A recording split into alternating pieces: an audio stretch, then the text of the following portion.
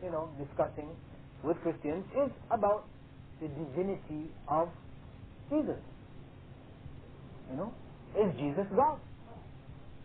This is something I usually, when I travel, I meet Christians, or I usually try to find out if that is their belief, because not every Christian believes that. But for the majority who believes Jesus is God, I think I find that it's effective for me to discuss with them. What does this mean? What does this mean when you say that Jesus is God? Is this something which actually makes sense?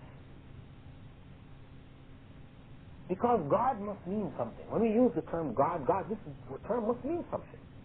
We use it to describe a particular being. One of the attributes of that being is that he has no beginning. Another attribute is he has no end. This is what makes him the creator. Everything else outside of him has a beginning and has an end. This is the creation. So now, is it possible for the ever-living to die? No. Once you say ever-living, it means cannot die. So it is illogical. Because when you start to discuss with Christians about why Jesus could not possibly be God, you see, the common response on their part is to say, don't you believe God can do anything? And of course, you must say, yes. I believe God is able to do all things. You say, well, why can't he have a son? Why couldn't he have a son? See, then you're caught. Why couldn't he? If he could do all things, I guess he could. No. This is where you have to hold your ground now. Because when we say God can do all things, it doesn't mean, this does not include things which make God man, or make God less than God. God can do all things that are consistent with him being God. God cannot become man, because man is not God. It's less than God. God cannot become less than himself. God is God. So we have to bring them to that reality, because this is why they were commonly stumped. Those Christians who like to use this argument, God can do anything, why can't he have a son? They were usually stumped by Western philosophers who would ask them, okay, God can do anything. Can God make a stone which is too heavy for him to lift? Christian said, no.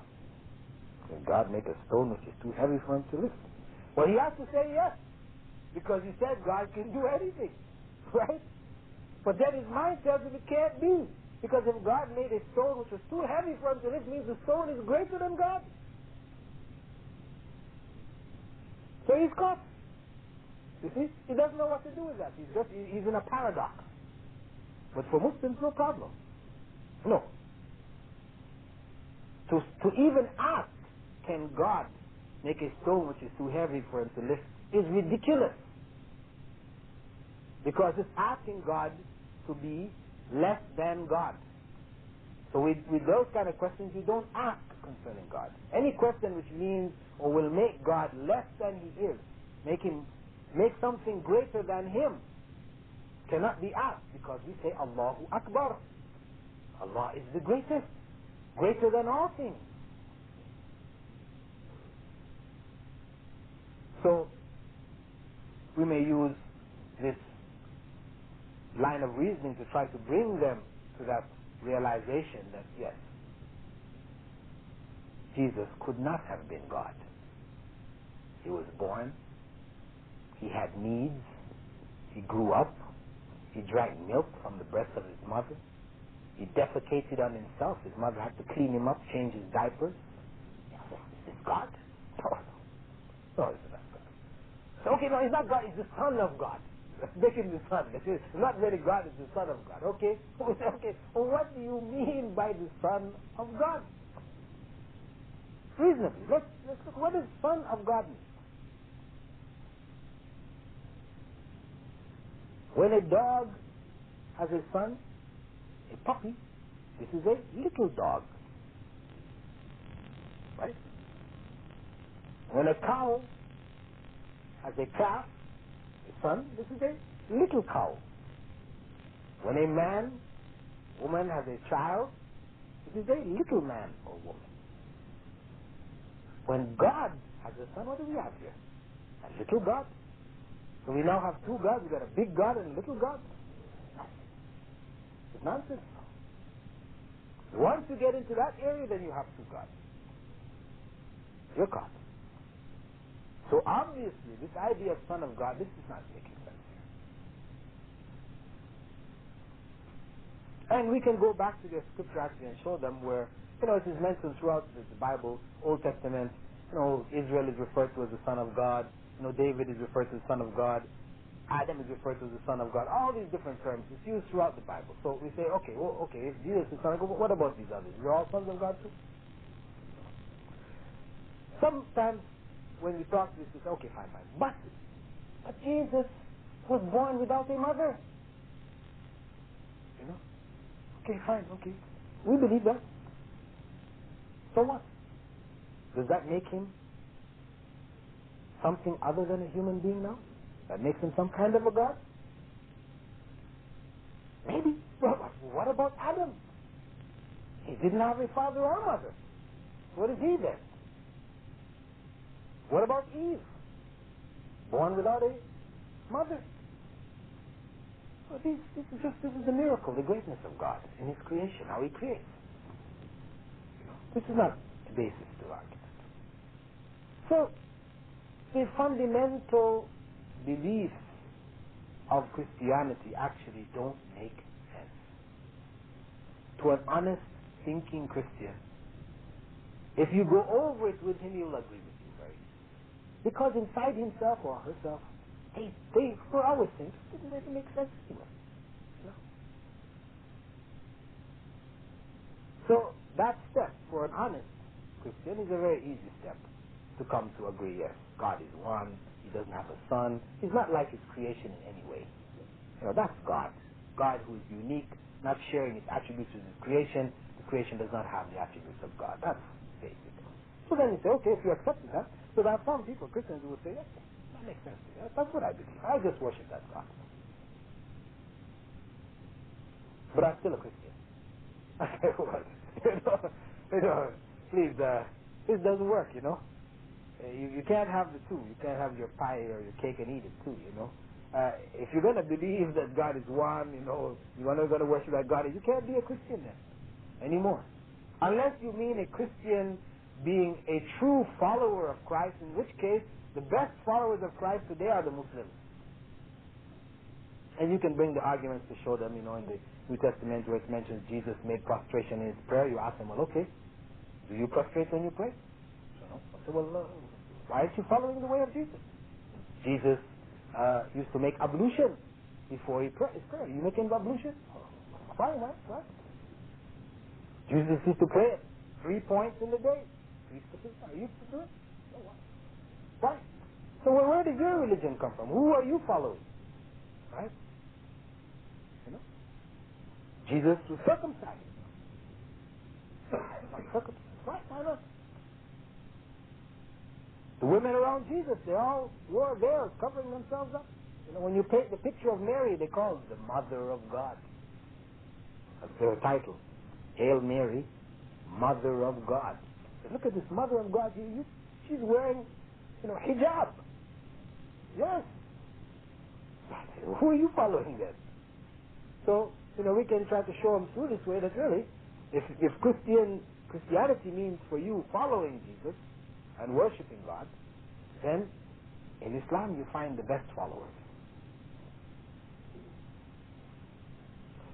For some people, still, to make that step is difficult because of fears. Fears, personal fears. What is my family going to say? What is my husband? What is my wife going to say? What are my children going to say? These are the fears that people have. When they become Muslims, then their family will react. They may be thrown out of their homes or whatever. So you have to show them, listen here. If you believe in God, that He is the one who has destined all things, the one who will protect you from harm,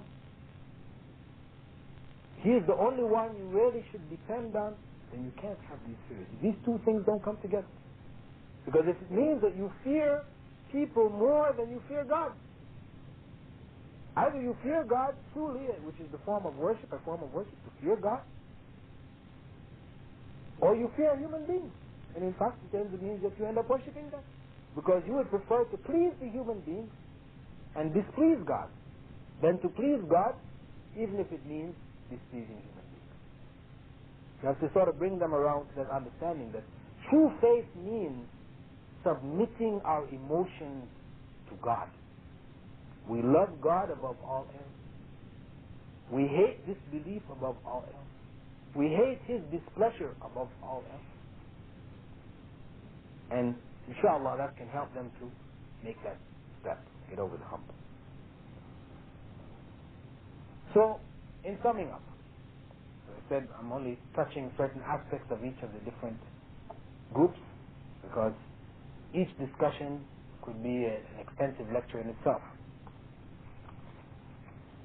We began by saying that da'wah, conveying the message of Islam, is a duty on every Muslim to carry to everyone around him, whether Muslim or non-Muslim. One who does not do so is cursed by Allah. It is a compulsory duty on each and every Muslim. The message is one, the oneness of Allah. As Allah said in the Qur'an, وَلَقَدْ بَعَثْنَا فِي كُلِّ أُمَّةٍ رَسُولًا. We sent to every nation a messenger, and يَعْبُدُ اللَّهَ وَاجْتَنِبُ الطَّاغُوتَ, commanding them to worship Allah alone and to avoid the worship of false gods. That's the essence of the message. That's what we have to get over. But we may have to use different means, because Allah said for us to call wisely. We have to understand the people that we are conveying that message to, so that we give them the suitable remedy for their disease, their spiritual sicknesses. We said that people are divided into two main groups: communists, capitalists, who make up the group of atheists, and the theists, divided into people of the scripture, Jews and Christians, and pagans. And each group has certain weaknesses which we need to identify.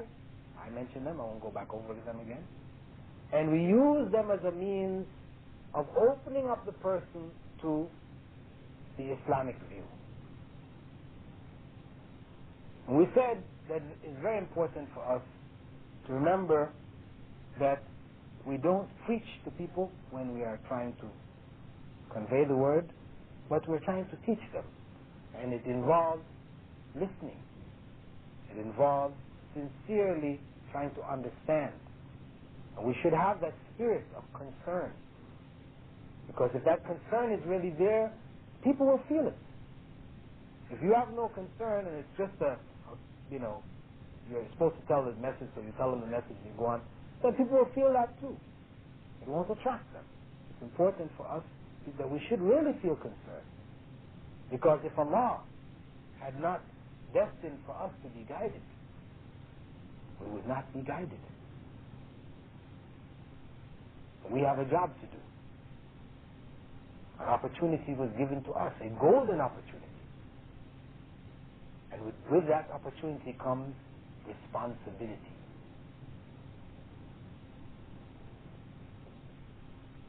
So that, inshallah, is basically the essence of what I would like to present this evening concerning da'wah to non-Muslims. And as is our usual practice, I will now give you an opportunity to raise any questions you would like. Did somebody provide some paper for the sisters to write if they wanted to write? Or or people, anybody who wanted to write down any questions. Until that point, if people wanted to write, or those who would like to just raise their hands may just do so.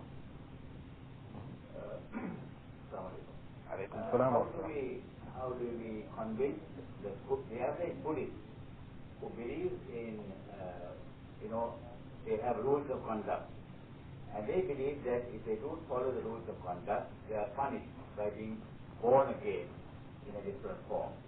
And that this type of rebirth will go on, this cycle will continue until they are able to overcome desire, which is the bottom of all their sins. Now, how do we as Muslims counter the argument? They say that some people destined to be poor. Why does God allow that to happen? Some people are born rich and they remain rich until the end of their life. Now, they explain it by saying, this man is poor, he must have done something wrong in his previous life. Therefore, he is condemned or doomed to be a life poor existence. The other man is rich, perhaps he was a good man, maybe he charitable deeds, and therefore he is enjoying life. Now, how do we contract the arguments, or how do we... Well, such a belief... Let's have your view. What is Islamic view about rebirth? We know that there is no rebirth, but how do we convince them that there is no rebirth? Well, it is something which, if you believe in it, it's very difficult for somebody to convince you otherwise. Because it is something which you cannot prove or disprove, actually. If you accept the idea that some of the ants who are walking around here were previous human beings in a previous life, that's what, how can I prove to you that this ant was not a human being in a previous life? You see, it's very difficult for you to prove this point. This is just a case of belief. But we could prove that the illogicality of their belief. Well, you see, if they use this to support the existence of, evil in the world, the weak and the poor. This is an explanation, okay? We have a different explanation. I mean, what I would say is that the basis of that explanation that you have, right, where did it come from? It came from Hinduism. And Buddhism is an offshoot of Hinduism, a reform movement in Hinduism. Okay? Now, these original ideas, go back into Hinduism and see where these ideas lie.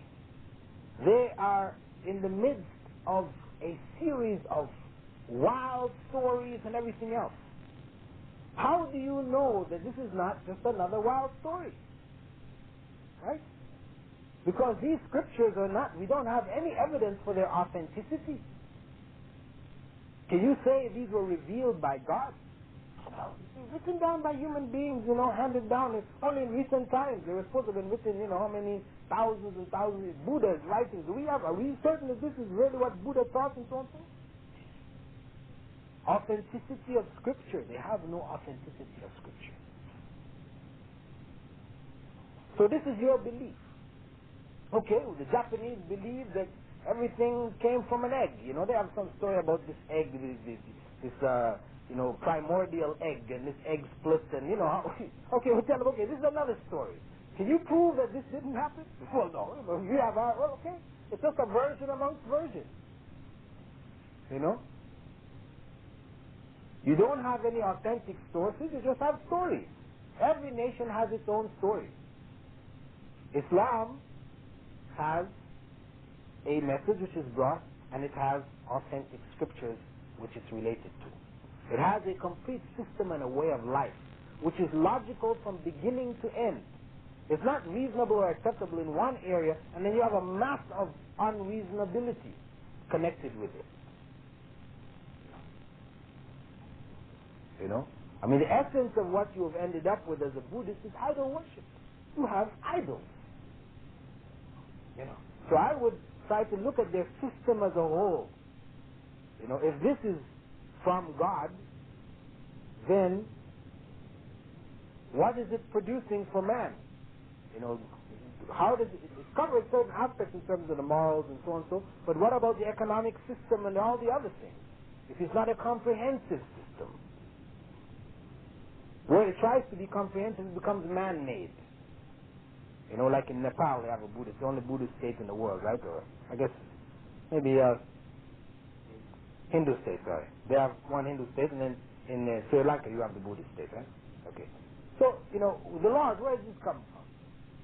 You've taken it from here, there, some British law, some this law, that law, you sprinkle it all together, you know, you come up with the law. But what is this? You know, it shows these are deficiencies in the system, where the Islamic system of laws is all revealed. It's not man-made again, where we start playing and this interest and that interest and the other interest. So I would tend to try to reach them from this point because, as I said, logically proving that we are not reborn, very difficult. I mean, we have another explanation as to what we observe. You know? Hmm? Yeah, on the question of rebirth, all the people are being reborn. The population is static. That will not be an increase in population. Three sides. So if you say 2 million, it will remain 2 million. All the dead people are being born. The Lord will addition. Yeah, this is one argument. So because if we say that, actually, if you go back in time, right, we see a decrease in the population heading towards a 0 point. As you say, if people are reborn, how can there be increase? You know? This is one point I've mentioned before, but I never really tried it on them to see what their response is, right? They may have an explanation for it, huh?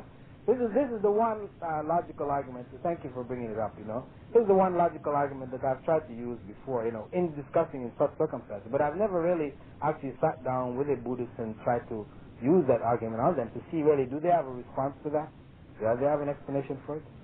So, if you have a Buddhist friend, perhaps you can try it out and see what they then let me know, see how effective it is. No, but they believe that they are born in other forms. That means some of the men are now snakes, some of them are ants, some of them are, you know, alligators or maybe, you know, I mean, I don't know. Yeah, but you know, but the thing is that, you see, with one, no, I don't think this would solve it, because if you go back, just as men decreased in numbers, the animals are decreasing in numbers. No, the number of insects is supposed to be going up. I mean, according to scientists, the number, the insect population is outnumbered human beings. Yeah, I understand that. But I'm just saying, if you go back in time, it was decreasing.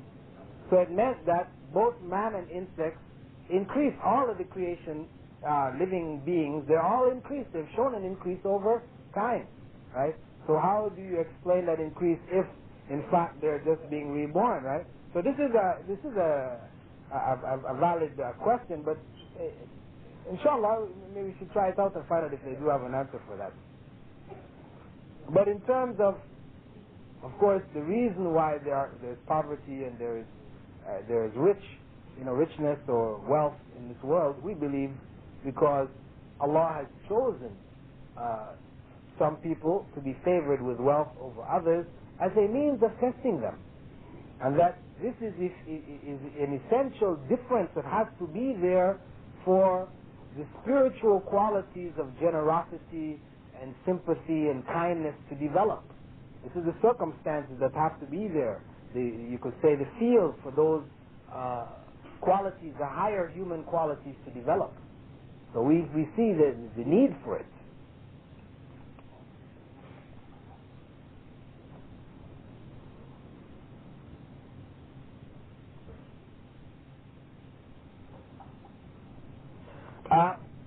Sister asking, one tries to convey the message of Allah, but he unfortunately cannot convince anybody, right?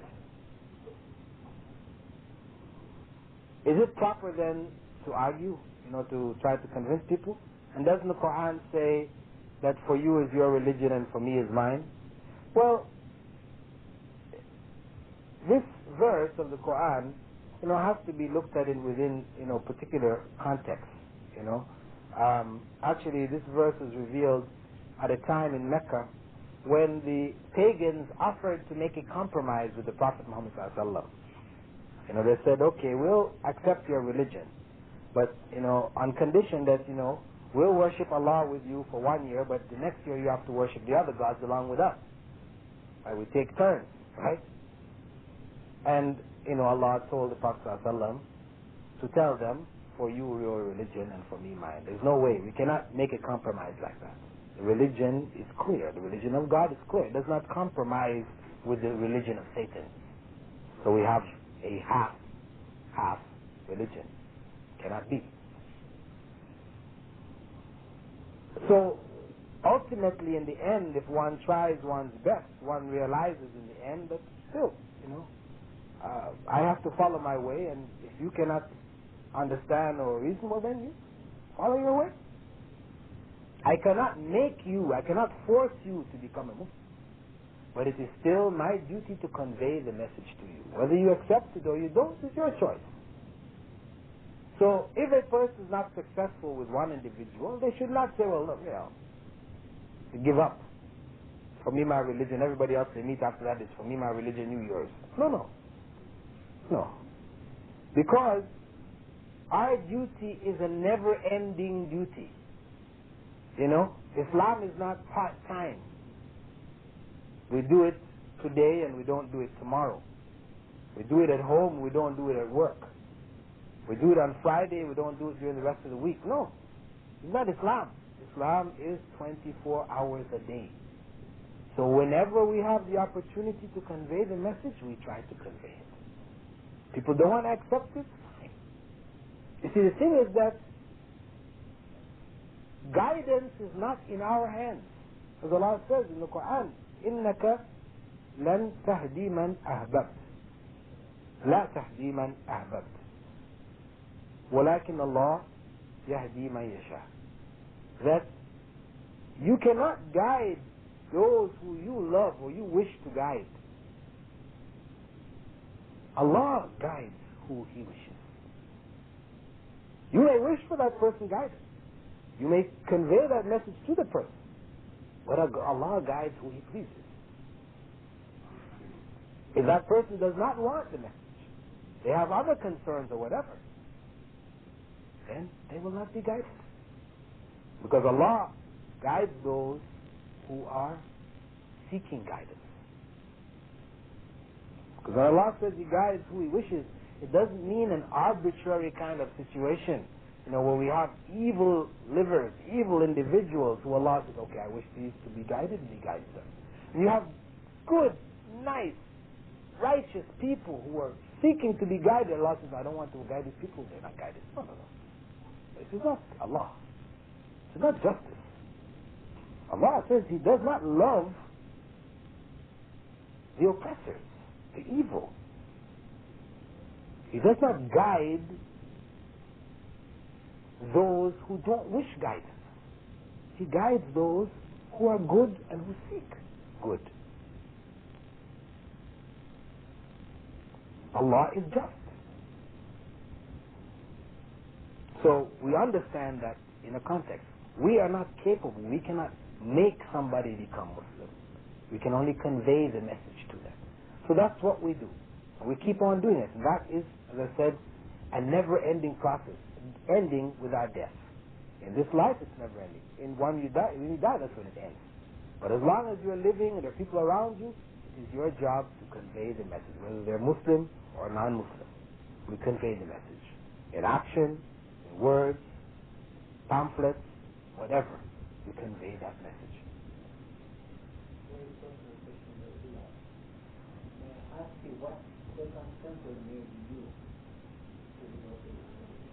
And describe in a nutshell what really happened in your life that made you devote to this religion? Okay, before we go to that, let us see if there are any other general questions directly related to the talk. How do they explain the resurrection after the burial of Christ? How do they explain the resurrection?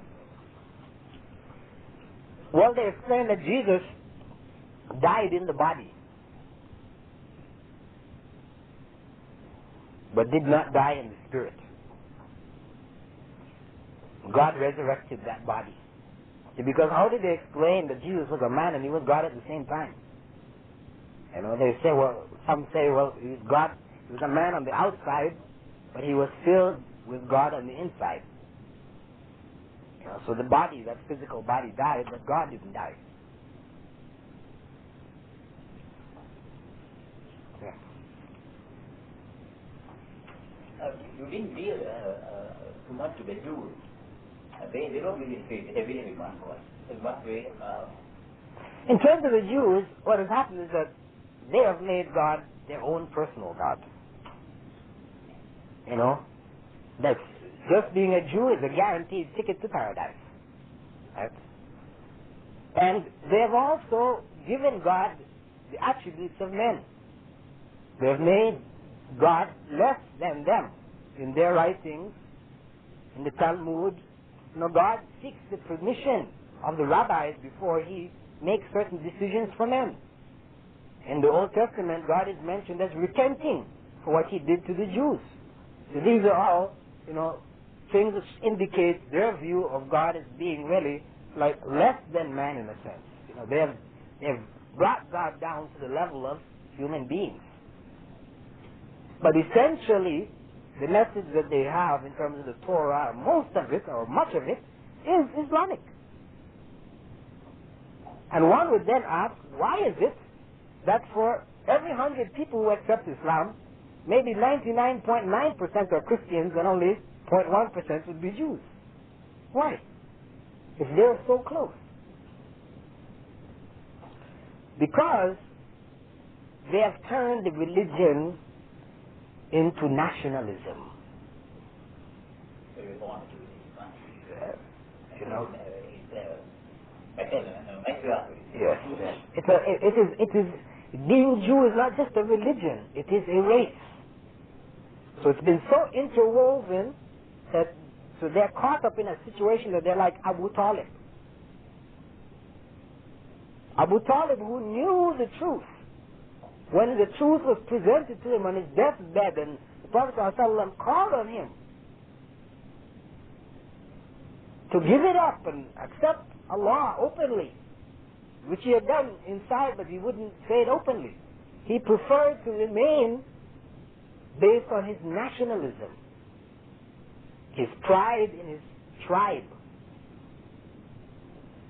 the religion of the forefathers, not wanting to shame the tribe. You see? So similarly, the Jews, their nationalism, tribalism, is so strong for a Jew to convert to Islam. Whoa! This is, you know, a major upheaval. I mean, that person, you know, his life is under threat. It's a major step. Like Christians in Egypt, for example. You know, the Coptic Christians of Egypt. Now you wonder. You read the Bible, those who know Arabic, you see. You read the Bible in Arabic, and you read the Qur'an in Arabic. The difference is like night and day. The Qur'an is just, you know, rhyme and rhythm and beauty just, you know, flowing. The Bible is like reading a newspaper. Incomparable. Why are there Christian Arabs? Because for them, Christianity becomes nationality. Now I was talking to one Egyptian Copt, you know. I started to talk to him a little bit, you know, when he found out I was Canadian and became Muslim. Why? So I said, well, you know, because I started to explain to him about, you know, seeking the truth. And he said, man, I was born a Christian and I will die a Christian. That's it. You know, that's my family, you know, I could never give it up. Because in his mind, it is you know, that commitment is racial now. It's nationalistic. So a person has to go beyond that to be able to accept the truth. Question from the sisters: after one performs Fajr prayer, can one go back to sleep? Of course. But if somebody gets to get an idea that we're not allowed to go back to sleep after Fajr, huh? That's a really strange question. Maybe it's better the person who asked this question, they should really explain where they got the idea that it's not allowed to go back to sleep from. Sister? She left?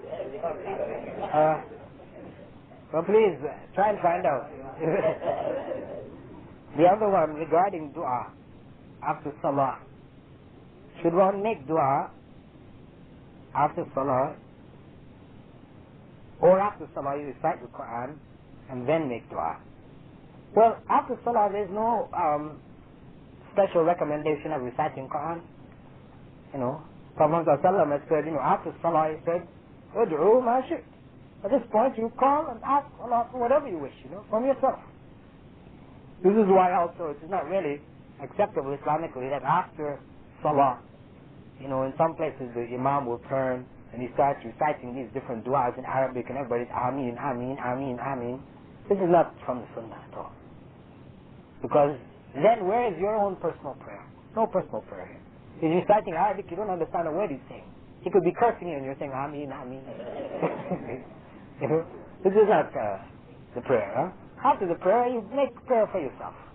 You ask Allah personally, in your own language. Allah understands all languages. Arabic is not holy. And the hadith which says that the language of the people of paradise is Arabic is not authentic.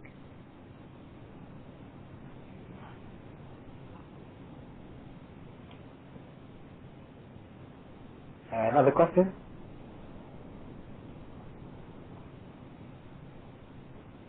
Questions from the sisters?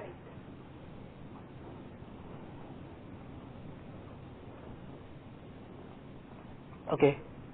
Just before we close, then I'll just briefly mention why I decided to become Muslim, to choose Islam. Just to say that though I was born a Christian, in a Christian family, I should say, raised as a Christian, when I was in college and university, I decided to give up Christianity and become a communist because of the fact that at the time in America, there were different movements which were calling for change in the society, justice, equal distribution of wealth, etc. I could see that there was oppression. People, large segments of society was oppressed. There was not justice in the society. So, in seeking a movement to be a part of something which could possibly change the society, I chose to become a communist. Because Christianity was just saying basically, turn the other cheek. Right? If he takes the money out of your right pocket, give him your left pocket. This is, to me, this didn't make sense. If we're going to change, if we're going to fight and struggle for change, then we have to stand up against oppression. So, I became a communist and worked with different communist parties in the States and in Canada for some years, but whilst working with them, I was observing. I could see that people who were talking about changing society were themselves unchanged. They were corrupt as the next guy. The same capitalists that they were condemning and all this, but they were doing the same thing. So this bothered me. If they became the controllers of the society, what is going to make it any different? And really, in the end, this is what we found out when these communist societies broke down.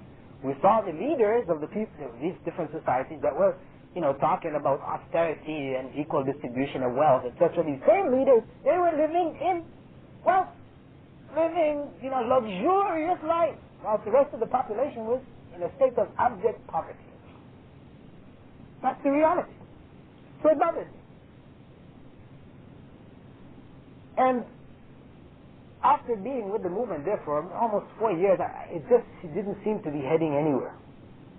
Actually, I reached the point, to tell you the truth, where I decided that the only solution was armed struggle. You had some groups in South America, what is it called now? Forgotten. It's the name of one group that began what was called urban guerrilla warfare. They started actually fighting the government, developing stuff like the Shining Path. Now it's fighting in Chile and a similar type of. But these guys are in the countryside, whereas this other group at the time was in the cities. So this is what I felt, that one needed to start to prepare for urban guerrilla warfare, and I went to the Chinese embassy in Ottawa. Canada still had relations with China, and I applied to go to China to go and study guerrilla warfare. When I went in there to make this application, and I met the general secretary, somebody of the embassy, vice ambassador or whatever. Somebody who was way up there. And I noticed this person, as we were talking, he was a chain smoker. It's every just burning and just one after the other, That sort of bothered me again too, that this person really has no discipline. I had given up smoking myself, because I felt it was something harmful, really. I was trying to discipline myself to some degree. So I felt, really, this doesn't really look good, but still I had no choice, what else was there? So, when I went back to Toronto, I was informed that one friend of mine, who was on the central committee of the group that I belonged to, she was a communist, also even more hardcore than I was. She was a Maoist. She would even memorize large portions of Mao Zedong's Red Book and everything. She used to quote from it all the time. She became a Muslim. I said, what? She became a Muslim? She married this Muslim from the States. So, I asked her, well, let me see some literature, It sort of perked my interest, Why? Actually, this person who she married, he used to come around the different meetings that we had, and he would try to talk about, Allah or Islam from different. But of course, at that time, I said, the opium of the people. It's nonsense. I'd already given up the idea of, God, etc. So my mind was closed. But that sparked my interest. If such a person, this is why, to some degree, though Islam, we don't depend on personalities. But the reality is that when certain personalities accept Islam, it can have a marked influence on people. Muhammad Ali, Malcolm X, the person in the States,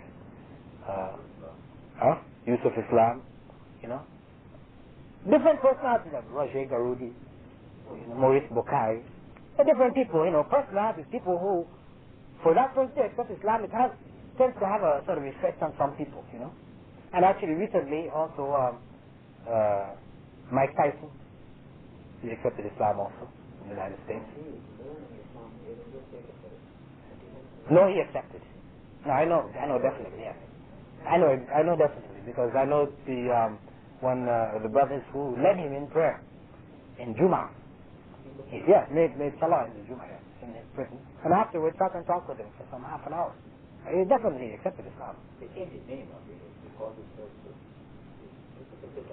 but he'll be denied by his lawyers. Yeah, because you see what happened is that he had some Christians around him, who, what had happened before he went into prison, he had openly become a born-again Christian, at the hands of one of these preachers, So it's a big embarrassment for them, so they're trying to keep it quiet, that's why they will deny it also. But people around there, they're aware, they know it, and those people who are in the prison or have been to the prison, etc., So if he came out and remained a Muslim, because many people accept Islam in the prisons, but, when they get back out into society again, they fall back into their old friends, etc., and, they may fall off. And they made a survey of Muslims in the prisons in America, and they found that the number is over 100,000 who accepted Islam in the prisons in America, over the last 5 to 10 years, it means Islam is spreading very rapidly there. And there are programs right now to try to, to help in that spread, getting Qur'ans into the prisons, etc. Because the prison circumstance provides an opportunity for people to think. You see, the life in America is so fast. You're growing up, you're going to parties, and, there's drugs out there, and, everything is just running so fast around you, television, music, everything. So you don't have time to think. So when people end up in a jail, in a cell, for the first time in their lives, they have no place to go, nothing to do, right? So then you end up starting to think. So for a number of them who have been presented with Islam, that became obvious. And this is also why Islam is spreading also in the military. I mentioned to you before, after the Gulf War, over 3,000 people had accepted Islam here from American military. Why? And Islam, since they went back, it's continuing to spread quite rapidly there. Because again, the army is a similar circumstance. You are cut off from society for large periods of time. You're on your own, guard duty or whatever, you're sort of isolated to a large degree, almost like a prison. This also gives a chance for people to reflect. Anyway, the point is that when this woman accepted Islam, it caused me to say, okay, let me have another look. And I got this book called the Islam, the Misunderstood Religion by Muhammad Qutb. This book actually convinced me, after just reading this book alone, it convinced me that Islam was the best system. Belief in God, it hadn't convinced me actually. But it convinced me, at least from a political point of view, that what Islam had to offer in terms of the system, it made most sense, was the most practical. So that started me on the road to looking into other aspects of Islam. I read, Towards Understanding Islam, and books like this by Maududi. I did a lot of reading, and then I found myself defending Islam. I went to a stage where, I was still involved in this political situation, but I found myself under different circumstances defending Islam, And I remember even on one occasion, somebody, after hearing me talk and defend Islam, he said to me, "You're going to become a Muslim." Actually, when the person said that to me, I said to myself, "No, I won't. Just because you said it, I won't." But of course, that process was ongoing, without me really realizing it. And the last point actually for me, which really brought me over the hump, really accepting the idea of God, was a particular occasion. I was living in a commune. Commune is a home, it's like a house, where each person has a bedroom in it. It's not owned by a family or anything. Each person, a guy may have one bedroom, a woman may have another bedroom. It's shared. We all share the kitchen. It's called a commune, right? This is where the idea of communism comes from, right? Living together in this fashion. So I had my own room, and I was lying in my bed, resting. Some people had come in the room and were reading, because I had a large collection of books. They were reading some of my books, sitting at a table. It's not too far away from me, but they were sitting down reading some of the books. And I was lying there in a state, of half sleep, half wake. I was asleep, but I could hear them. I was aware of the light where they were. Then I started to go into like a dream. And I found myself with my bicycle. I used to ride a bicycle at that time, just for health reasons, just to keep fit, etc. And I found myself with my bicycle going into a warehouse, a large building, right? I went in the door, and it was all dark inside there. And as I was going in, I started to get this kind of fear, that if I go in, I may never be able to get out, But I still kept going in, and I would always turn back to make sure that the doorway was still there, where the light was coming in, so I knew my way back out again. But I had this fear coming over me that I might go in too far and I won't be able to see the light, I won't be able to get out. But I kept going, and of course, I turned at one point and there was no light. So I was in complete darkness. And really powerful wave of fear went over me. That if I don't get out, I will never get out. You know, it was like death. I felt I was dying. I was going to die. I didn't get out. So I started to scream to the people in the room to help me. Help me get up. You know, wake me up. Get me out. You know, I was calling out, help me, help me. And what happened is that as I screamed, it wouldn't come out my mouth. You know, it was like it was just in my throat. I'm screaming. My brain is screaming. But it just wouldn't come out my mouth. So they couldn't hear me. And I'm screaming there. Then I just reached a point where I gave up. I realized that those people could not help me, and I couldn't help myself. I gave up. And as soon as I gave up, I woke up. Okay? That sort of it just hit me, you know, that obviously there is that power which is greater than us. Because I couldn't save myself. Those people in the room couldn't save me. You know, obviously someone or something saved me. You know, in that sense, right? And that just sort of reinforced in my mind the idea, you know, of God, that supreme being. You could say it's like a sort of a spiritual kind of experience, you know, or whatever. But that was the sort of turning point for me. That just clicked. And after that, then I just started to learn the prayer and, you know, learn the other parts of Islam, and then I accepted Islam shortly after that. Okay? So, inshallah, we've come to the end. And I hope, inshallah, that what we have discussed here and, you know, what we've presented here is not an exercise in academics, right? An academic class. You've taken mental notes, you know. But something of Islam.